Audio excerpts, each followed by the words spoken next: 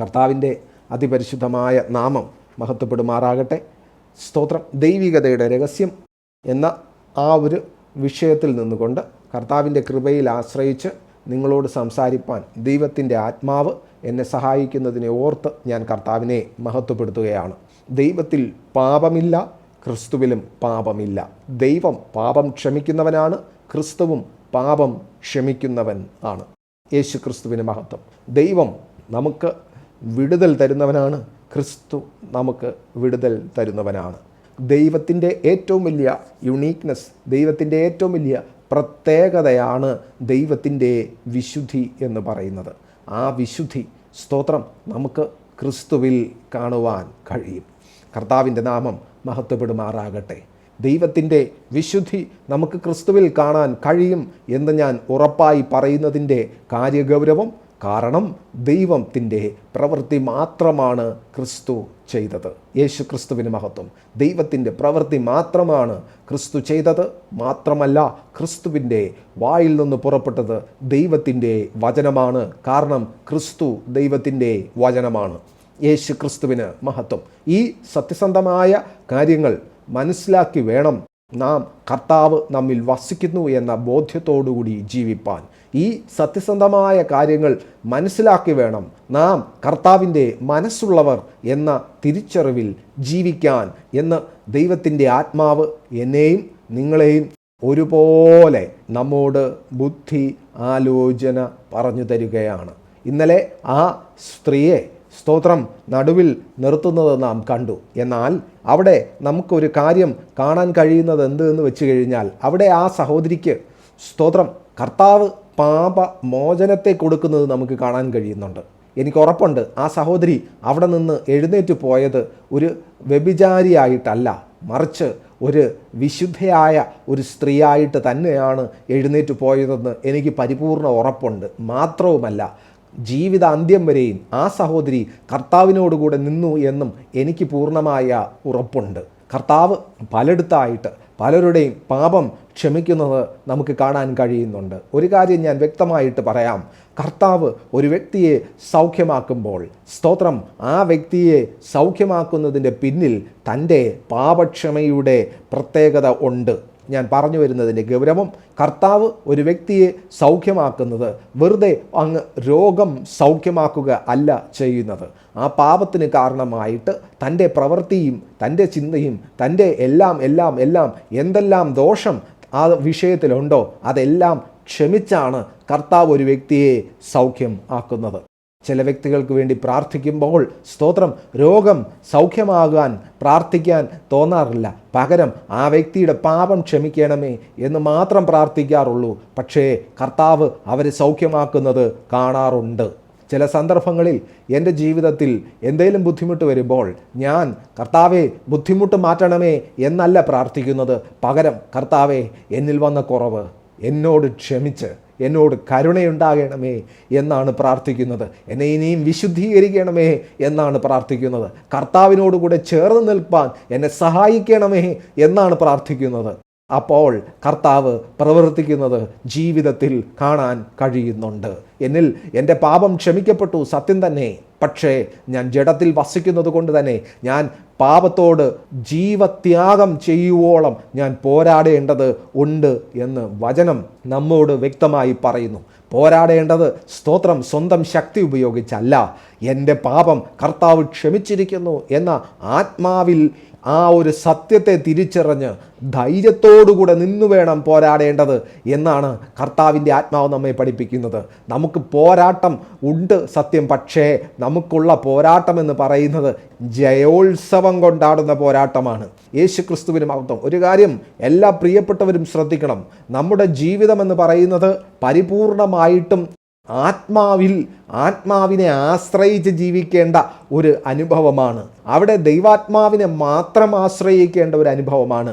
ഏത് ഭാഗത്താണോ നമുക്ക് ദൈവത്തിൻ്റെ ആത്മാവിനെ അനുസരിച്ച് ജീവിക്കാൻ കഴിയാതെ പോകുന്നത്, ആ ഭാഗം ഒരു പോരാട്ട വിഷയം തന്നെയാണ്. അവിടെ നാം പോരാടുന്നത് ദുഷ്ടനുമായിട്ടോ ഒന്നുമല്ല. സ്തോത്രം, നമ്മുടെ വിചാരങ്ങളെ, നമ്മുടെ ചിന്തകളെ എല്ലാം ക്രിസ്തുവിൽ കീഴ്പ്പെടുത്തി ദൈവാത്മാവിൽ ആശ്രയിച്ച് ജീവിക്കണം. അതാണ് നമ്മുടെ മുമ്പിലുള്ള പോരാട്ടം. നമ്മുടെ ഓട്ടം, സ്ഥിരതയോടെ ഓടി കർത്താവിൻ്റെ നാമത്തിൽ കർത്താവിനെ മഹത്വപ്പെടുത്തി മുൻപോട്ട് പോകുവാൻ നമ്മെ തന്നെ ജീവനും വിശുദ്ധിയുമുള്ള യാഗമായി സമർപ്പിച്ച് മുൻപോട്ട് പോകേണ്ടത് ഈ കാലഘട്ടത്തിലെന്നല്ല, ക്രിസ്തുവിൽ വസിക്കുന്ന ഏതൊരു വ്യക്തിയുടെയും ആവശ്യമാണ് എന്ന തിരിച്ചറിവ് എല്ലാ ദൈവമക്കൾക്കും ഒരുപോലെ ഉണ്ടാകട്ടെ എന്ന് ഞാൻ യേശു ക്രിസ്തുവിൻ നാമത്തിൽ ഞാൻ പ്രാർത്ഥിക്കുകയാണ്. അടുത്തതായിട്ട് ഒരു വചനം കർത്താവിൻ്റെ കൃപയാൽ എടുക്കുകയാണ്. കർത്താവിന് പാപം ക്ഷമിക്കാൻ അധികാരം ഉണ്ട് എന്ന് കർത്താവ് തെളിയിച്ച ഭാഗം, കർത്താവ് ദൈവമാണ് എന്ന് സ്തോത്രം പ്രവൃത്തിയിലൂടെ തെളിയിച്ച ഭാഗം. യേശു ക്രിസ്തുവിന് മഹത്വം. 3 സുവിശേഷങ്ങളിൽ, അതായത് മത്തായി, മർക്കോസ്, ലൂക്കോസ്, ഈ 3 സുവിശേഷങ്ങളിലും അത് വ്യക്തമായ രീതിയിൽ പ്രതിപാദിക്കുന്നും ഉണ്ട്. ആ ഒരു ഭാഗത്തേക്ക് കർത്താവിൻ്റെ കൃപയാൽ നിങ്ങളുടെ ശ്രദ്ധയെ ഞാൻ ക്ഷണിക്കുകയാണ്. യേശു ക്രിസ്തുവിൻ നാമത്തിൽ അവിടെ നമുക്ക് കാണാൻ കഴിയുന്നത് ഒരു ഓടുമേഞ്ഞ ഒരു വീട്. ആ വീടിൻ്റെ ജനലിലൂടെയും കതകിലൂടെയും എല്ലാം ആൾക്കാർ അകത്തേക്ക് നോക്കുകയാണ്. അകത്താണെങ്കിൽ ഒരു മനുഷ്യന് നിൽക്കാൻ ഇടമില്ലാത്ത രീതിയിൽ ആളുകൊണ്ട് നിറഞ്ഞിരിക്കുകയാണ്. പുറത്തുനിന്ന് ആൾക്കാർ അകത്ത് കയറാനായിട്ട് തിക്കി തിരക്കിക്കൊണ്ടിരിക്കുകയാണ്. അകത്ത് നിൽക്കുന്നവർക്ക് ഇറങ്ങാൻ മനസ്സില്ല. കാരണം അരുമനാഥനെ കണ്ട്, അരുമനാഥൻ്റെ പ്രവർത്തികൾ കണ്ടിട്ട് അവർക്ക് അവിടെ നിന്ന് പോകാനും മനസ്സില്ല. പുറത്തു നിൽക്കുന്നവർക്ക് അകത്ത് കയറാനും നിവൃത്തിയില്ലാത്ത നിലവാരത്തിൽ അവരായിരിക്കുകയാണ്. എല്ലാവരുടെയും ചിന്ത, എല്ലാവരുടെയും ആഗ്രഹം, എല്ലാവരുടെയും ആശ എന്ന് പറയുന്നത് യേശു ക്രിസ്തുവിനെ ഒന്ന് കാണണം, യേശു ക്രിസ്തുവിനെ ഒന്ന് കാണണം, യേശു ക്രിസ്തു പറയുന്നതൊന്ന് കേൾക്കണം, യേശു ക്രിസ്തു എന്താണ് ചെയ്യുന്നതെന്നൊന്ന് മനസ്സിലാക്കണം.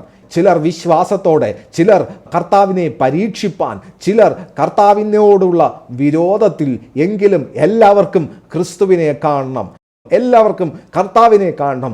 ആ സമയത്ത് അവിടെ സംഭവിക്കുന്നത് എന്താന്ന് വെച്ച് കഴിഞ്ഞാൽ എല്ലാവരും പെട്ടെന്ന് കർത്താവിൽ നിന്ന് ദൃഷ്ടി മാറ്റി ആ വീടിൻ്റെ മേൽക്കൂരയിലേക്ക് പെട്ടെന്നൊന്ന് നോക്കുകയാണ്. അവിടെ കാണുന്നത് ഓട് ഒന്നൊന്നായിട്ട് ഇളകുകയാണ്.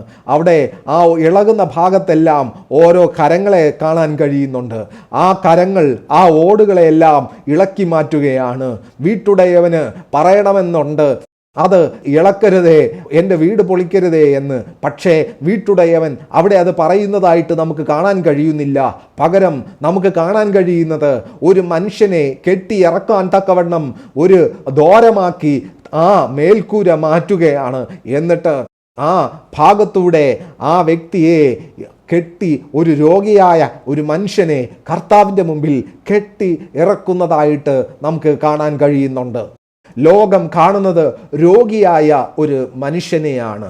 ലോകം കാണുന്നത് ഒരു ചെറുപ്പക്കാരൻ ഇതാ ഒന്നിനും കൊള്ളാത്തവനായിട്ട് ജീവശവമായിട്ട് കിടക്കുന്നു, ഇതാ അവനെ കെട്ടിയിറക്കുകയാണ്. ഇതെന്ത് കാഴ്ച, ഇത് ഇതുവരെ കാണാത്ത കാഴ്ചയാണല്ലോ എന്നെല്ലാം പറയുവാനായിട്ട് കാരണങ്ങൾ ഉണ്ട്.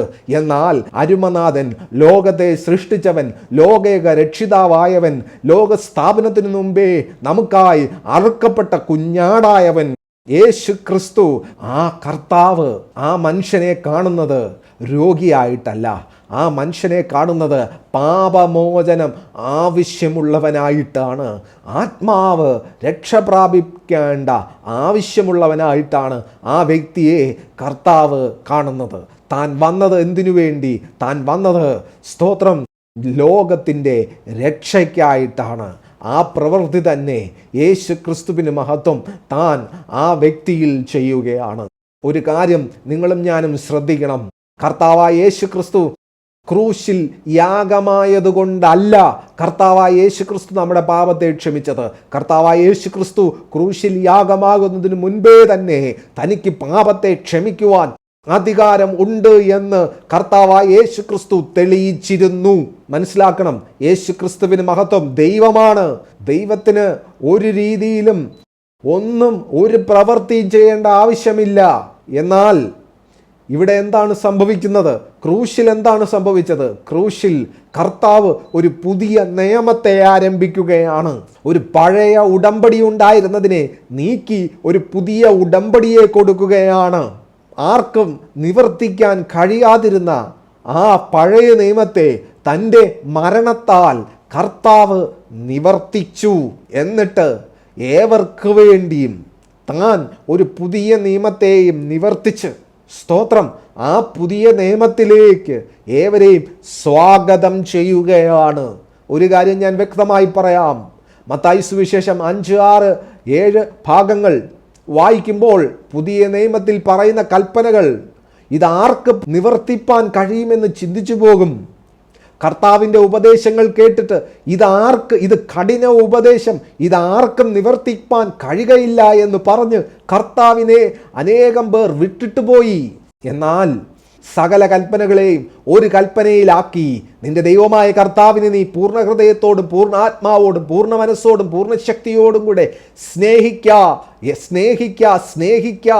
ദൈവത്തെ സ്നേഹിക്കുക, ദൈവത്തിൽ വസിക്കുക, ദൈവത്തിൻ്റെ ആത്മാവിനെ അനുസരിച്ച് നടക്കുക എന്ന ആ ഒരു നിലവാരത്തിലേക്ക് കൊണ്ടുവന്ന് നമ്മെ ആ നിലവാരത്തിലേക്ക് കർത്താവ് തൻ്റെ ആത്മാവിനാൽ ഇപ്പോൾ പ്രവേശിപ്പിച്ചിരിക്കുകയാണ്.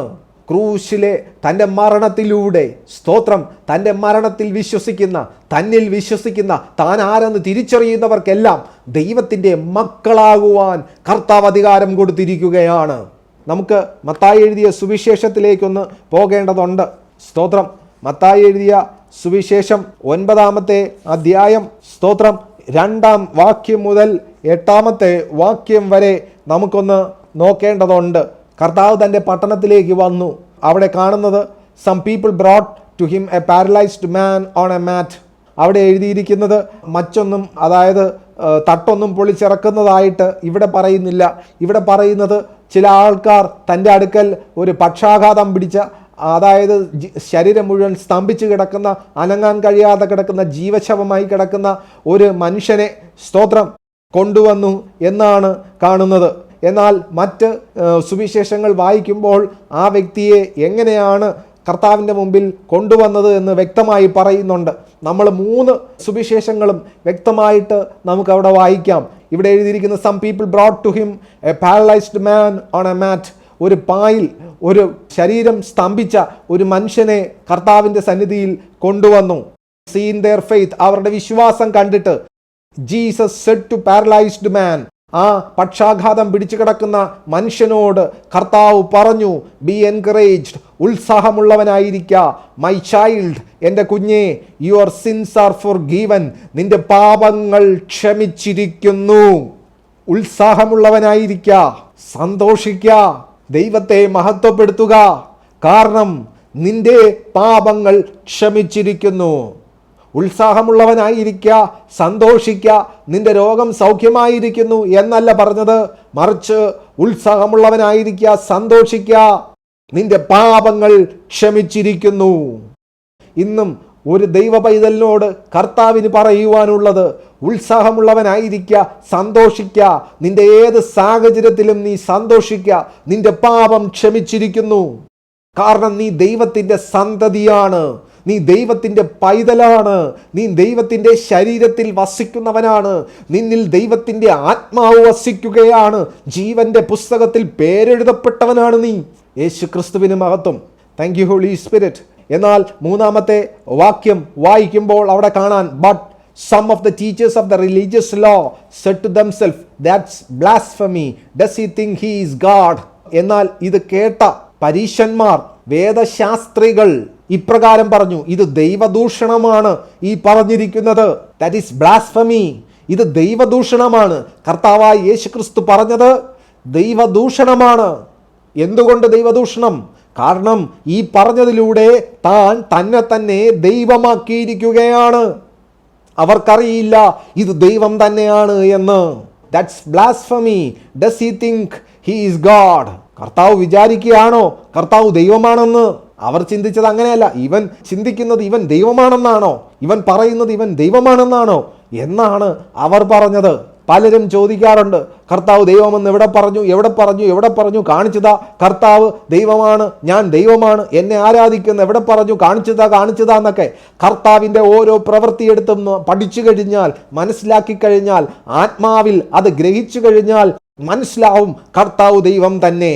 പഴയ നിയമത്തിൽ കാണുന്ന അടുത്തുകൂടാത്ത വെളിച്ചത്തിൽ വസിക്കുന്ന, വളരെയധികം ന്യായവിധികൾ പ്രവർത്തിച്ച ആ ദൈവം ഇതാ ഒരു അടിമയുടെ രൂപത്തിൽ മനുഷ്യനായി, ദൈവത്തിൻ്റെ ഏകജാതനായ പുത്രനായി, പാപം വഹിക്കുന്നവനായി, സ്തോത്രം, നിന്നാപാത്രമായി, കണ്ടാൽ ആഗ്രഹിക്കത്തക്ക രൂപഗുണമില്ലാത്തവനായി, എല്ലാ രീതിയിലും ഇത് കർത്താവാണോ ഇത് ദൈവമാണോ എന്ന് ഒരിക്കലും ആർക്കും അംഗീകരിക്കാൻ പറ്റാത്ത രൂപത്തിൽ നമ്മുടെ ഇടയിൽ ഇറങ്ങി വന്നു, കൃപയും സത്യവും നിറഞ്ഞവനായി പാർത്തു യേശു ക്രിസ്തു. കർത്താവായ യേശു ക്രിസ്തുവിന് മഹത്വം. ഈ കർത്താവിനെ ആത്മാവിൽ സ്വീകരിപ്പാനേ കഴിയൂ. കണ്ട് തോന്നുന്നത് പോലെ സ്വീകരിക്കാൻ കഴിയില്ല. യേശു ക്രിസ്തു, കർത്താവിൻ്റെ നാമത്തിന് മഹത്വം.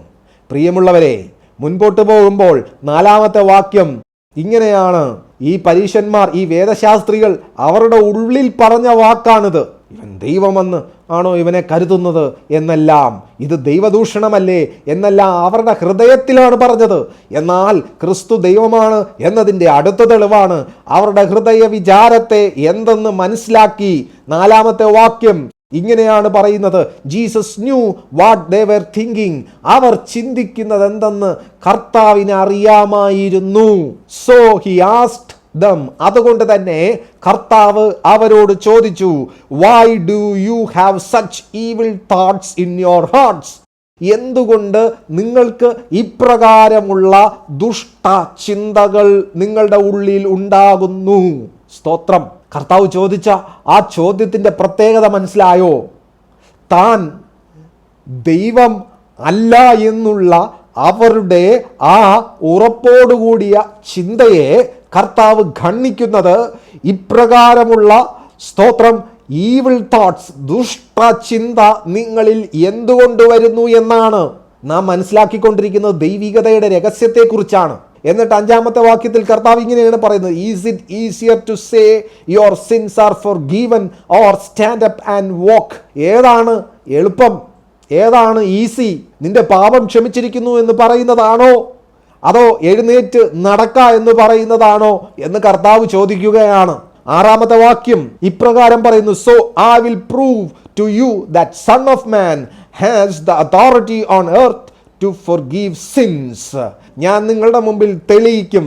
ഈ തെളിയിക്കും എന്ന് പറയുമ്പോഴും ദൈവപുത്രൻ എന്ന പദം ഉപയോഗിക്കുന്നതിന് പകരം മനുഷ്യപുത്രൻ എന്ന പദം മനഃപൂർവ്വം ഉപയോഗിച്ച് യേശു ക്രിസ്തു തനിക്ക് ആരുടെ മുമ്പിലാണോ തന്നെ വെളിപ്പെടുത്തേണ്ടത് അവരുടെ മുമ്പിൽ മാത്രം വെളിപ്പെടുത്തി.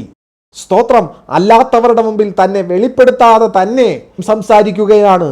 എന്നാൽ മനസ്സിലാക്കേണ്ടവർക്ക്, ഗ്രഹിക്കേണ്ടവർക്ക്, ആത്മാവിൽ അത് ഉൾക്കൊള്ളേണ്ടവർക്ക് 100% ഉൾക്കൊള്ളുവാൻ കഴിയുന്ന നിലവാരത്തിൽ തന്നെയാണ് കർത്താവ് ഇവിടെ സംസാരിക്കുകയും പ്രവർത്തിക്കുകയും ചെയ്തിരിക്കുന്നത്.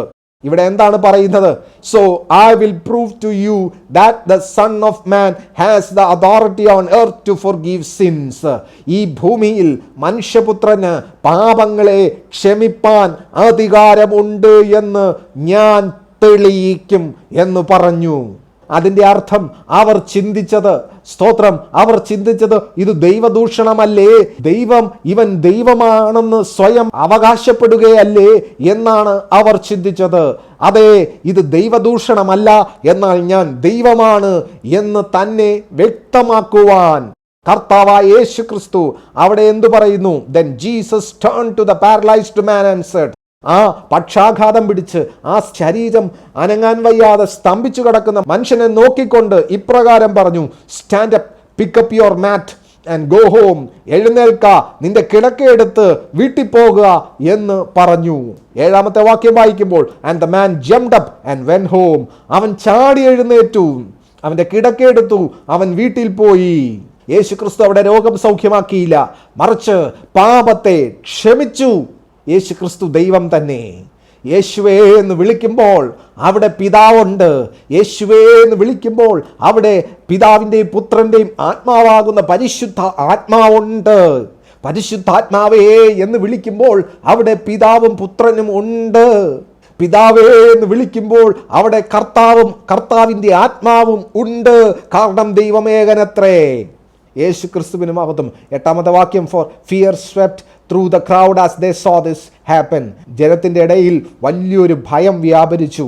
And they praise God for sending a man with such great authority. ദൈവത്തെ അവർ മഹത്വപ്പെടുത്തി. എന്തിനാ ദൈവത്തെ അവർ മഹത്വപ്പെടുത്തിയ? ഇത്രയും അധികാരമുള്ള ഒരു മനുഷ്യനെ അവരുടെ ഇടയിലേക്ക് അയച്ചതിനായിട്ട് അവർ ദൈവത്തെ മഹത്വപ്പെടുത്തി. എന്നാൽ അവർ ദൈവത്തെ മഹത്വപ്പെടുത്തേണ്ടത് ദൈവം അവരുടെ മുമ്പിൽ ഇറങ്ങി വന്നതിനായിട്ടായിരിക്കണമായിരുന്നു. ഇതേ വാക്യം, സ്തോത്രം, നമുക്ക് മർക്കോസ് എഴുതിയ സുവിശേഷത്തിലേക്ക് നമുക്കൊന്ന് പോകാം. അവിടെ നമുക്കിതൊന്ന് കാണാൻ കഴിയും. മർക്കോസ് എഴുതിയ സുവിശേഷം 2-ാം അധ്യായത്തിൻ്റെ 1 മുതൽ 12 വരെയുള്ള ഭാഗങ്ങൾ നമുക്ക് കാണാം. മത്തായി എഴുതിയ സുവിശേഷത്തിൽ അവിടെ കർത്താവ് തൻ്റെ പട്ടണത്തിൽ വന്നു എന്നാണ് എഴുതിയിരിക്കുന്നത്. ഇവിടെ ഏതാണ് പട്ടണം എന്ന് വ്യക്തമായിട്ട് എഴുതിയിട്ടുണ്ട്. സ്തോത്രം, യേശു ക്രിസ്തുവിന് മഹത്വം. അവിടെ കുറച്ചും കൂടെ ഡീറ്റെയിൽഡ് ആണ് കാര്യങ്ങൾ. നമ്മൾ ഒരു ബൈബിൾ സ്റ്റഡി ആയതുകൊണ്ട് തന്നെ നമ്മൾ പഠിക്കുമ്പോൾ എല്ലാം പഠിക്കേണ്ടതായിട്ടുണ്ട്. അതുകൊണ്ടാണ് ഞാൻ ഈ ഭാഗവും എടുക്കുന്നത്. അല്ലെങ്കിൽ എനിക്കൊരു ഭാഗം മാത്രം പറഞ്ഞു പോയാൽ മാത്രം മതിയായിരുന്നു. യേശു ക്രിസ്തുവിന് മഹത്വം. മർക്കോസ് എഴുതിയ സുവിശേഷം 2-ാം അധ്യായം 1-ാം വാക്യം മുതൽ വായിക്കുമ്പോൾ, when Jesus return to Capernaum several days later, കുറച്ച് ദിവസങ്ങൾക്ക് ശേഷം കവർനഹൂമിലേക്ക് കർത്താവ് മടങ്ങി വന്നപ്പോൾ, the news spread quickly that he was back home. കർത്താവ് തൻ്റെ വീട്ടിൽ മടങ്ങി വന്നു, തൻ്റെ പട്ടണത്തിൽ മടങ്ങി വന്നു എന്ന വാർത്ത വേഗത്തിൽ പരന്നു. Soon the house were he was staying was so packed with visitors that there was no more room. കർത്താവ് ആയിരുന്ന ആ ഭവനം ജനത്തെ കൊണ്ട് വേഗത്തിൽ നിറഞ്ഞു. വിസിറ്റേഴ്സിനെ കൊണ്ട് വേഗത്തിൽ നിറഞ്ഞു. മാത്രമല്ല, ഈവൻ ഔട്ട്സൈഡ് ദ ഡോർ, ഞാൻ നേരത്തെ പറഞ്ഞതുപോലെ തന്നെ ആ കതകിൻ്റെ പുറത്തു പോലും, വീടിൻ്റെ പുറത്തു പോലും ആൾക്കാരെ കൊണ്ട് നിറഞ്ഞു. While he was preaching God's word to them. ആ വീട്ടിൻ്റെ അകത്ത് കർത്താവ് എന്ത് ചെയ്യായിരുന്നു? കർത്താവ് ദൈവവചനം സംസാരിക്കുകയായിരുന്നു. എന്താണ് സംസാരിച്ചത്? കർത്താവ് ദൈവത്തിൻ്റെ വചനം സംസാരിക്കുകയായിരുന്നു. കർത്താവ് എന്തുകൊണ്ടാണ് ദൈവത്തിൻ്റെ വചനം സംസാരിച്ചത്? കാരണം കർത്താവ് ദൈവവചനം ആയതുകൊണ്ടാണ്. കർത്താവ് ദൈവവചനമാണ്. വചനം ജഡമായി തീർന്നവനാണ് കർത്താവ്. വചനം ജഡമായി തീർന്ന കർത്താവ് കർത്താവിൻ്റെ വചനം സംസാരിച്ചു. ദൈവത്തിൻ്റെ വചനം സംസാരിച്ചു. യേശു ക്രിസ്തുവിന് മഹത്വം. നിങ്ങൾ അങ്ങനെ തന്നെ കാര്യങ്ങൾ കാണണം. അവിടെ കാണാൻ കഴിയും. 3-ാമത്തെ വാക്യം, 4 men arrived carrying a paralyzed man on a mat. 4 പേർ ഒരു പക്ഷാഘാതം പിടിച്ച ഒരു മനുഷ്യനെ ഒരു പായിൽ ചുമന്നുകൊണ്ട് വന്നു. They couldn't bring him to Jesus because of the crowd. അവർക്ക് ജനം നിമിത്തം, ജനത്തിരക്ക് നിമിത്തം കർത്താവിൻ്റെ അടുക്കലേക്ക് ആ വ്യക്തിയെ കൊണ്ടുവരാൻ കഴിഞ്ഞില്ല. So they dug a hole through the roof above his head. കർത്താവ് ഇരുന്നതിൻ്റെ തൊട്ട് തലയ്ക്കു മുകളിൽ അവർ ആ വീടിൻ്റെ മച്ച് തുരന്ന് ഒരു ദ്വാരമുണ്ടാക്കി. Then they lowered the man on his mat. എന്നിട്ട് ആ മനുഷ്യനെ കെട്ടി താഴേക്ക് ഇറക്കി. Right down in front of Jesus. കർത്താവിൻ്റെ മുൻപേ അവർ കെട്ടി ആ മനുഷ്യനെ ഇറക്കി. സീയിങ് their faith, അവരുടെ ഈ വിശ്വാസം കണ്ടിട്ട്, Jesus said to the paralysed man, കർത്താവ് ആ ശരീരം സ്തംഭിച്ചു കിടക്കുന്ന, പക്ഷാഘാതം പിടിച്ചു കിടക്കുന്ന ആ മനുഷ്യനോട് പറഞ്ഞു, മൈ ചൈൽഡ്, എൻ്റെ കുഞ്ഞെ, your sins are forgiven. നിന്റെ പാപങ്ങൾ ക്ഷമിച്ചിരിക്കുന്നു. നിന്റെ പാപം ക്ഷമിച്ചു എന്നല്ല, നിന്റെ പാപങ്ങൾ ക്ഷമിച്ചിരിക്കുന്നു. ആ മനുഷ്യൻ ഒരിക്കലും കർത്താവ് പാപം ക്ഷമിക്കണം എന്ന് പ്രാർത്ഥിച്ചിട്ടില്ല, ആഗ്രഹിച്ചിട്ടില്ല, ചിന്തിച്ചിട്ടില്ല. പക്ഷേ കർത്താവ് ദൈവമാകയാൽ, കർത്താവിന് ആ മനുഷ്യനെ അറിയാം എന്ന കാരണത്താൽ, ആ രോഗത്തിൻ്റെ കാരണം പാപമാകയാൽ യേശു ക്രിസ്തു ആ പാപം അവനോട് ക്ഷമിച്ചിരിക്കുന്നു എന്ന് പറഞ്ഞു. യേശു ക്രിസ്തുവിന് മഹത്വം. പലപ്പോഴും നാം പ്രാർത്ഥിക്കുന്നതല്ല കർത്താവ് നമുക്ക് വേണ്ടി ചെയ്തു തരുന്നത്. നാം ചിന്തിക്കുന്നതല്ല പലപ്പോഴും കർത്താവ് ചിന്തിക്കുന്നത്. എന്തുകൊണ്ട് അങ്ങനെ സംഭവിക്കുന്നു? കാരണം നമുക്ക് കർത്താവിനെ അറിയാത്തത് കൊണ്ടാണ്. എന്നാൽ നാം കർത്താവിനെ, കർത്താവിൻ്റെ ആത്മാവ് മുഖാന്തരം അറിഞ്ഞു തുടങ്ങുമ്പോൾ കാര്യങ്ങൾ മാറും. 6-ാമത്തെ വാക്യത്തിലേക്ക് വരുമ്പോൾ, but some of the teachers of religious law who were sitting there thought to themselves. എന്നാൽ അവിടെ ഇരുന്ന വേദശാസ്ത്രികൾ അവരുടെ ഉള്ളിൽ ചിന്തിച്ചു. എന്താ ചിന്തിച്ച്? കർത്താവ് എന്താണ് ഈ പറയുന്നത്? ദിസ് ഈസ് ബ്ലാസ്ഫമി, ഇത് ദൈവദൂഷണമാണ്. Only God can forgive sins. ദൈവത്തിന് മാത്രമേ പാപം ക്ഷമിക്കാൻ കഴിയൂ. നമ്മളെല്ലാവരും കഷ്ടപ്പെട്ട് പാപപരിഹാരത്തിന് മോശ കൽപ്പിച്ച ന്യായപ്രമാണം അനുസരിക്കുമ്പോൾ ഇവിടെ എന്താണ് സംഭവിക്കുന്നത്? മോശ കൽപ്പിച്ച ന്യായപ്രമാണമോ ഒന്നും വേണ്ട, ഇതാ ഞാൻ നിന്റെ പാപം ക്ഷമിച്ചിരിക്കുന്നു എന്ന് ഇതാ പറയുന്നു, പാപം ക്ഷമിക്കപ്പെടുന്നു. ഇതെങ്ങനെ ഞങ്ങൾക്ക് അംഗീകരിക്കാൻ കഴിയും? ഇങ്ങനെ അല്ലല്ലോ നമ്മുടെ രീതി. ഇങ്ങനെ പോയാൽ യാഗത്തിന് എന്ത് കാര്യം? മോശ കൽപ്പിച്ച ന്യായപ്രമാണത്തിന് എന്ത് കാര്യം എന്ന് അവർക്ക് അന്നേ മനസ്സിലായി. ദൈവം യാഗത്തിലല്ല പ്രസാദിക്കുന്നത്, ദൈവം കരുണയിലത്രേ പ്രസാദിക്കുന്നത്. ദൈവത്തിന് കരുണയുണ്ടായി. കർത്താവിൻ്റെ നാമം മഹത്വപ്പെടുമാറാകട്ടെ. Only God can forgive sins. ദൈവത്തിന് മാത്രമേ പാപം ക്ഷമിക്കാൻ കഴിയൂ. ആ പറഞ്ഞത് സത്യമാണ്. കാരണം ക്രിസ്തു ദൈവമാണ്. ക്രിസ്തു ദൈവമായതുകൊണ്ട് തന്നെ ദൈവത്തിന് മാത്രമേ പാപം ക്ഷമിക്കാൻ കഴിയൂ. Jesus know immediately what they were thinking. കർത്താവിന് ആ നിമിഷം അവർ ചിന്തിച്ചതെന്തെന്ന് മനസ്സിലാക്കണം. കർത്താവിൻ്റെ വചനം കേൾക്കാൻ ഇത്രയും തിക്കും തിരക്കുമുള്ള സ്ഥലത്ത് അവർ വന്നിരിക്കുകയാണ്. കർത്താവിൻ്റെ വചനം കേട്ടുകൊണ്ടിരുന്നിട്ടും കർത്താവ് ആരെന്ന് അവർക്ക് മനസ്സിലായില്ല. എന്നാൽ ഓട് പൊളിച്ച് ആ ശരീരത്തെ, ആ തളർന്നു കിടക്കുന്ന ശരീരത്തെ കർത്താവിൻ്റെ മുമ്പിൽ ഇറക്കിയ ആ 4 പേർക്കറിയാം കർത്താവ് ആരെന്ന്. Jesus knew immediately what they were thinking. So he asked them. കർത്താവിന് ആ നിമിഷം മനസ്സിലായി അവർ ചിന്തിക്കുന്നത് എന്തെന്ന്. അതുകൊണ്ട് തന്നെ കർത്താവ് അവരോട് ചോദിച്ചു, why do you question this in your hearts. ഈ ചിന്ത നിങ്ങൾ എന്തുകൊണ്ട് നിങ്ങളുടെ ഉള്ളിൽ ഇപ്രകാരം നിങ്ങൾ ചോദ്യങ്ങൾ ചോദിക്കുന്നു? നിങ്ങൾ ഇപ്രകാരം എന്തുകൊണ്ട് ചിന്തിക്കുന്നു? Is it easier to say the paralysed man your sins are forgiven or stand up, pick up your mat and walk? ഏതാണ് ഈ എളുപ്പം? ഏതാണ് ഈസി? നിന്റെ പാപം ക്ഷമിച്ചിരിക്കുന്നു എന്ന് പറയുന്നതാണോ, അതോ എഴുന്നേൽക്ക, നിന്റെ കിടക്കെടുത്ത് വീട്ടിൽ പോക, അല്ലെങ്കിൽ നടക്ക എന്ന് പറയുന്നതാണോ എന്ന് കർത്താവ് ചോദിക്കുകയാണ്.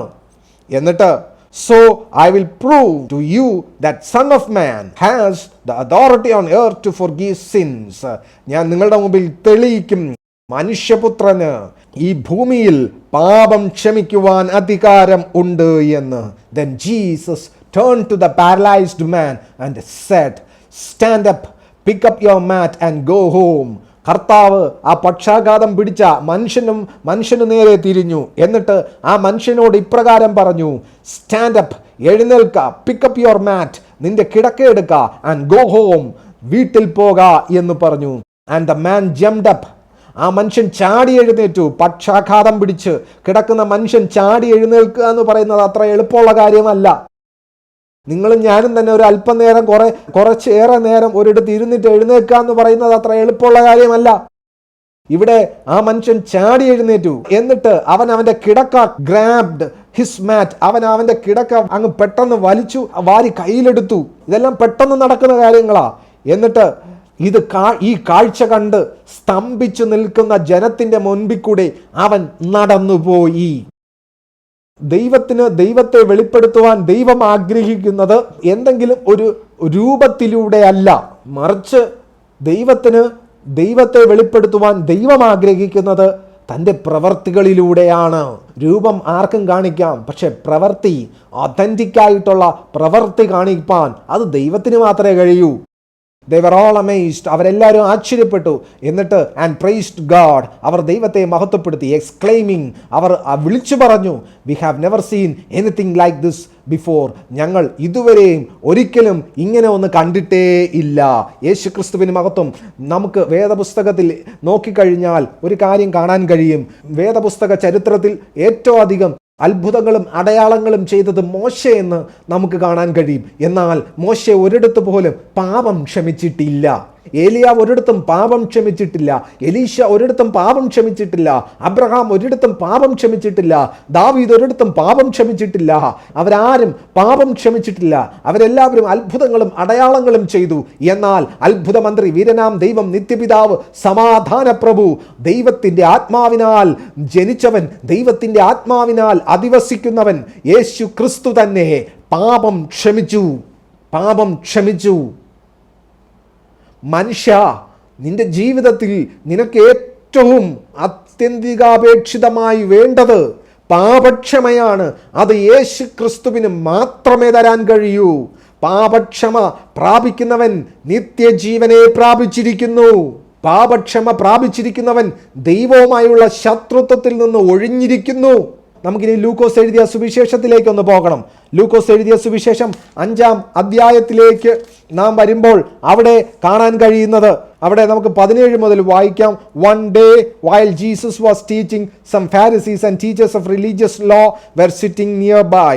കർത്താവ് വചനം പഠിപ്പിച്ചുകൊണ്ടിരിക്കുമ്പോൾ, കർത്താവ് ദൈവത്തിൻ്റെ വചനം സംസാരിച്ചു കൊണ്ടിരിക്കുമ്പോൾ ചില പരീശന്മാരും വേദശാസ്ത്രികളും, അതായത് പഴയ നിയമം പഠിപ്പിക്കുന്നവരും എല്ലാം കർത്താവിൻ്റെ മുമ്പിൽ വന്ന് ഇരുന്നു. It seemed that these men showed up for every village in Galilee and Judea as well as from Jerusalem. അവർ ഗലീലയിലും യഹൂദ്യയിലും യെരുശലേമിൽ നിന്ന് എല്ലാം ആണ് അവർ വന്നത് എന്ന് ഇവിടെ പറയുന്നു. And the Lord's healing power was strongly with Jesus. പിതാവിൻ്റെ സൗഖ്യമാക്കുന്ന ശക്തി കർത്താവിനോടുകൂടെ വളരെ ശക്തമായി കൂടെ ഉണ്ടായിരുന്നു എന്ന് ഇവിടെ എഴുതിയിരിക്കുന്നു. എന്നാൽ 18-ാമത്തെ വാക്യം, some men came carrying a paralyzed man on a sleeping mat. കിടക്കാൻ കൊടുക്കുന്ന ഒരു പായിൽ പക്ഷാഘാതം പിടിച്ച ഒരു മനുഷ്യനെയും ചുമന്നുകൊണ്ട് ചിലർ വന്നു എന്ന് ഇവിടെ എഴുതിയിരിക്കുന്നു. എന്നാൽ കഴിഞ്ഞ തവണ വായിച്ചതിൽ 4 പേരാണ് വന്നത് എന്ന് വ്യക്തമായിട്ട് എഴുതിയിട്ടുണ്ട്. ആ പക്ഷാഘാതം പിടിച്ച മനുഷ്യനെ ഉള്ളിലേക്ക് കൊണ്ടുപോകുവാൻ, കർത്താവിൻ്റെ അടുക്കിലേക്ക് കൊണ്ടുപോകാൻ ശ്രമിച്ചു. But they couldn't reach him because of the crowd. ജനം നിമിത്തം, തിരക്ക് നിമിത്തം കർത്താവിൻ്റെ അടുക്കിലേക്ക് കൊണ്ടുപോകാൻ കഴിഞ്ഞില്ല. So they went up to the roof and took off some tiles. അവർ മച്ചിൽ, തട്ടിൽ കയറി കുറച്ച് ടൈൽസ് ഇളക്കി മാറ്റി എന്ന് വ്യക്തമായിട്ട് പറയുന്നു. കഴിഞ്ഞ തവണ ഹോൾ ഉണ്ടാക്കി എന്നാണ് പറയുന്നത്. എന്നാൽ ഇവിടെ കറക്റ്റായിട്ട് പറയുന്നു ടൈൽസ് ഇളക്കി മാറ്റി, ഓട് ഇളക്കി മാറ്റി. Then they lowered the sick man on his mat down into the crowd. എന്നിട്ട് ആ ടൈൽ ഇളക്കി മാറ്റിയ ആ ദ്വാരത്തിലൂടെ ആ രോഗിയായ മനുഷ്യനെ, സ്തോത്രം, താഴേക്ക് ഇറക്കി.